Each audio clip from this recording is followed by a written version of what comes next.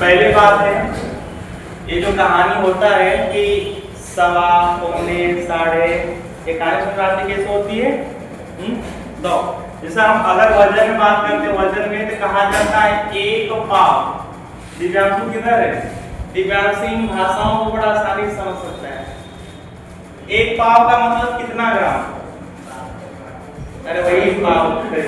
एक पाव का मतलब कितना वजन, कितना ग्राम होगा? 250 ग्राम, है ना? 250 ग्राम हुआ। ठीक है, अभी बोला जाएगा कि सवा 1 केजी मतलब कितना ग्राम? सवा 1 केजी का मतलब कितना ग्राम? हाँ, बैठे बैठे 1.5 किलो नहीं है। कौन बताएगा? वो बताएगा। अच्छा बैठो बैठो बैठो। तुम्हें बोला गया है कि बैठ जाओ यार। सवा 1 केजी है, कितना ग्राम हुआ सवा 1 केजी में? अच्छा, सवा 1 केजी में कितना ग्राम होगा? केजी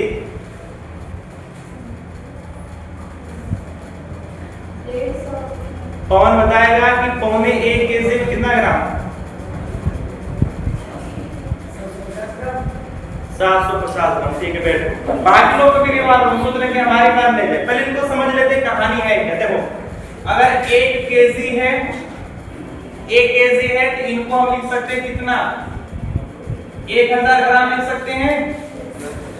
इनको समझ लो, ये मिनट वाली कहानी अभी बताऊं ना, समय दिन एक कहानी सुना जाएगा। इनको 4 बराबर भागों में बांटना है।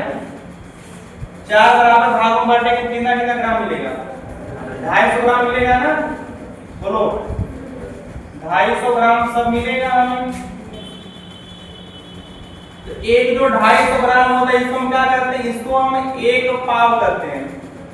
ये कहा जाता है ना, एक जो 250 ग्राम होता है 1 पाव। इसमें दूसरा 250 ग्राम हो जाएगा, 1 पाव का मतलब 500 ग्राम मतलब आधा केजी, है ना? अच्छा, इनमें बीच करो, इधर 500 ग्राम है और इधर क्या है?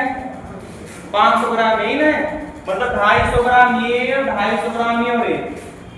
अब बताओ मुझे यहाँ जाना है तो मैं आधा से ज्यादा दूरी चला गया हूँ, मतलब मुझे 1 केजी तक पहुंचना है।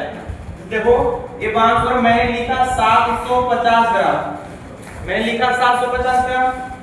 ठीक है, तो मैंने क्या लिखा? मैं 500 ग्राम ये लिया, अब तक 250 ग्राम ये लिया ना, तब तो बस 750 ग्राम।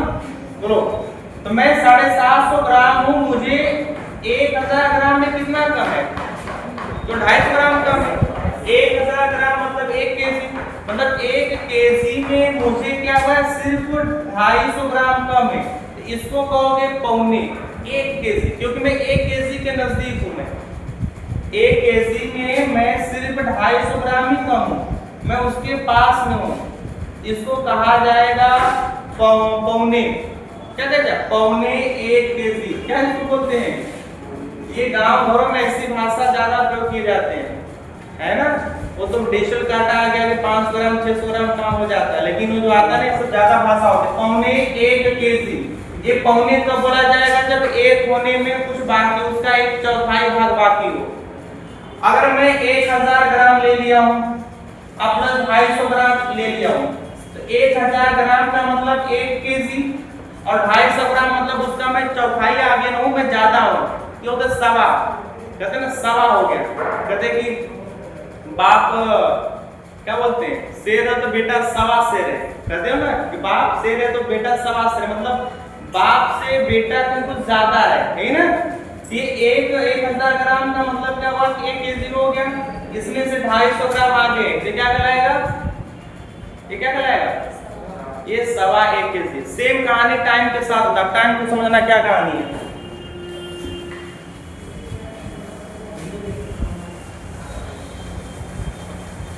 1 घंटा है, 1 घंटा का मतलब बोलो 1 आवर मतलब 60 मिनट।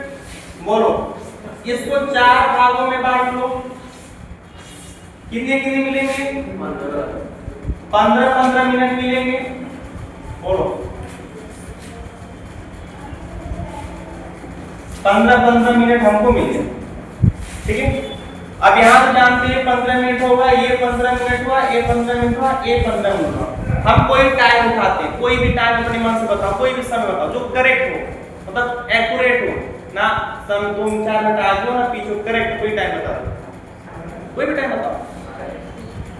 12, चलो 12 लेता हूँ। तो 12 का मतलब लिखा गया 12 फिर ऐसे जो, इसका मतलब बचा कि 12 राइट 12 हो रहे हैं। आप समझो 15 मिनट है, ठीक है, 60 मिनट का चौथाई भाग है, तो मतलब अगर 12 करके ऐसे लिखा हो 12, इसका मतलब हुआ कि 12:15 एक्स्ट्रा हो रहा है, इस पूरे 60 मिनट का चौथाई भाग है ना आगे, 12 तो ही रहता करेक्ट, 15 मिनट को ज्यादा है तो 12:15 तो 15 मिनट ज्यादा, 15 मिनट है क्या, इसका चौथाई भाग है, जिसको बोलेंगे सवा। क्या बोलोगे? कितना हो रहा है? 12:15।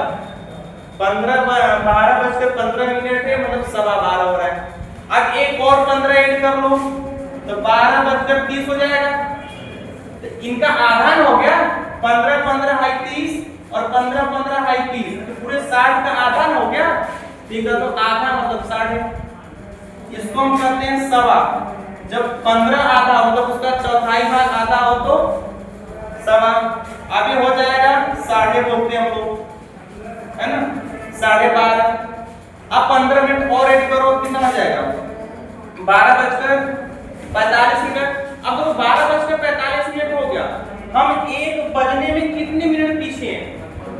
15 मिनट बाकी है ना, मतलब अगर हमारे पास 15 मिनट और होता तो हमें 1 बज जाता।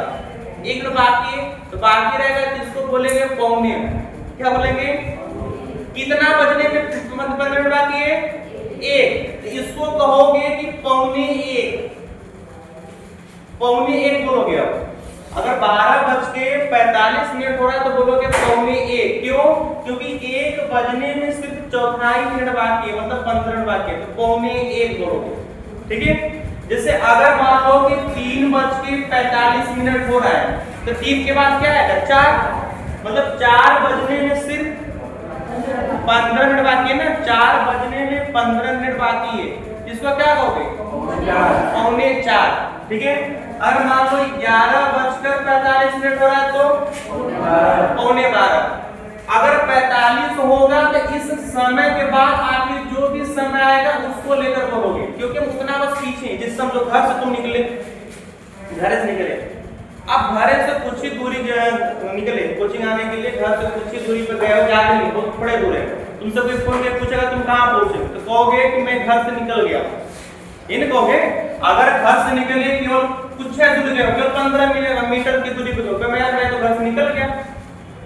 मान लो कि तुम्हारे घर और कोचिंग के बीच में रहेगा, दूरी आ चुकी, कुछ काम तो रहे तो मैं तो आधा दूरी आ गया, मतलब वो दूरी जो तुम्हारे घर और कोचिंग का बीच वाला भाग है, अगर वहां पहुंचो क्या बोलो, मैं तो आधा दूरी आ गया। अगर तुम मान लो कि कोचिंग के कुछ दूरी पर हो, मतलब ज्यादा दूरी घर से निकल गए हो, कोचिंग से कुछ दूरी पर, कोई पूछेगा कहां पहुंचेगा, अरे मैं तो कोचिंग पहुंचने वाला हूं, कहोगे मैं घर से निकला हूं। समझो कि तुम्हारे घर और कोचिंग के बीच की जो दूरी है ज्यादा तय कर दी हो, कोचिंग कुछ ही दूरी पर है, कोई तुमसे पूछेगा तुम कहां पहुंचे हो, हम तो घर से निकल के आ रहे हैं, लेकिन फिर भी क्या कहोगे कि मैं कोचिंग पहुंचने वाला हूं, पहुंचा नहीं हूं, पहुंचने वाला हूं। सेम कहानी है, हमने 3 से शुरू किया था, ज्यादा दूरी तय किए, आधा से ज्यादा दूरी तय करनी, आधा तो 12.5 हो जाएगा 30, आधा से ज्यादा दूरी करनी है, मतलब हम 4 पर पहुंचने वाले हैं, 15 मिनट में 4 पर पहुंच जाएंगे, तो हम क्या कहेंगे? पौने 4, क्योंकि हम 4 पर पहुंचे से नहीं, कोचिंग से घर की दूरी आधा से ज्यादा दूरी कर लोगे तो घर नहीं बोलोगे, बोलोगे यार मैं तो कोचिंग पहुंचने वाला हूं, ठीक है। तो जब कोई टाइम 45 होगा, 45 मिनट है, तो जो भी समय दिया होगा उसके आगे वाला लेकर बोलेंगे। 12 दिया तो 12 के बाद 1 आएगा, इसको बोलेंगे पौने 1, ठीक है। अगर 2:45 है तो 45 मिनट है, 15 बाकी है, तो समय क्या, 2 के बाद क्या आएगा? 3, तो बोलोगे पौने 3, ठीक है। केवल 15 मिनट आगे होगा तो सवा बोलोगे, ठीक है। बहुत ज्यादा दूरी थोड़े है, जैसे अगर 3:15 हुआ तो बोलोगे सवा 3, थोड़ा सा ज्यादा है, बाप से बेटा, हाँ, 15 से ज्यादा है तो बोलोगे सवा। कहानी है सब में समाप्त होने वाली। अब समस्या फंसती कि इनको ट्रांसलेट कैसे किया जाएगा। ठीक है, देखो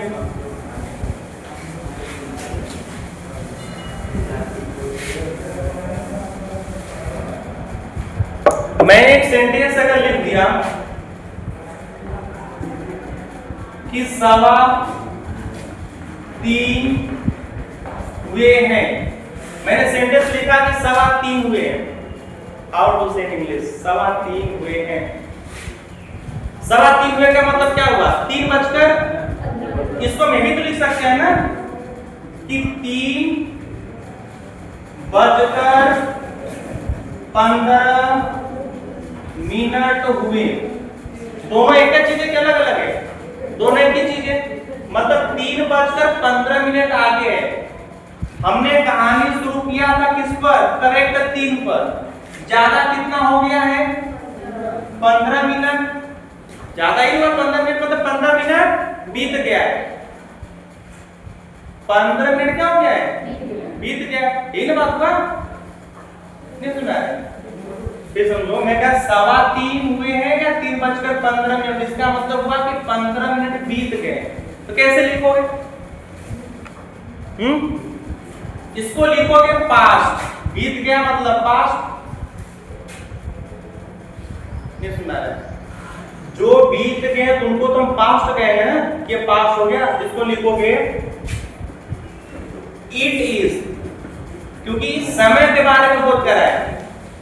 हमने बताया कि समय, दिन, महीना, मौसम, ऋतु जो भी आएगा इट आएगा। तो सबसे पहले क्या लिखोगे? It is. कितना बीता है? 15 मिनट। It is 15 past. ठीक है, 2:30। It is 15 past 2:30। ठीक है, जो मिनट वाला समय उसको पहले लिखोगे। जो आवर, ये देखो आवर है, इतने घंटे हुए। ठीक है, ये आवर है। अगर मान लो कि बाकी रहेगा तो क्या करोगे? सेम मैं अगर सेंटेंस लिखूं कि 3 बजने में 15 मिनट बाकी है। 3 बजने में 15 मिनट बाकी है। क्या लिखेंगे? It is 50 minute to 3। यहां पे क्यों लगाओ? ठीक है, it is 15 past 3। It is 15 minute to 3। 3 hour है। 3 का मतलब है आवर। ठीक है, 15 मिनट है।